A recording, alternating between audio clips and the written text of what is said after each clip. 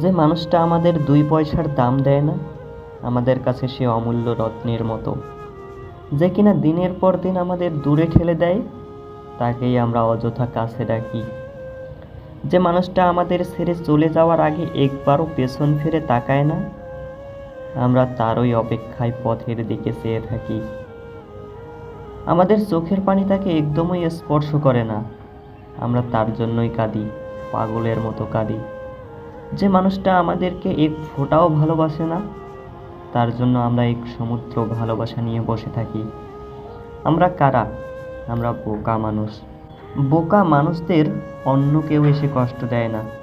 বোকা মানুষরা নিজেদের ভুলে নিজেরাই কষ্ট পায়, এবং বারবার কষ্ট পেয়েও কেন জানি তাদের শিক্ষা হয় না।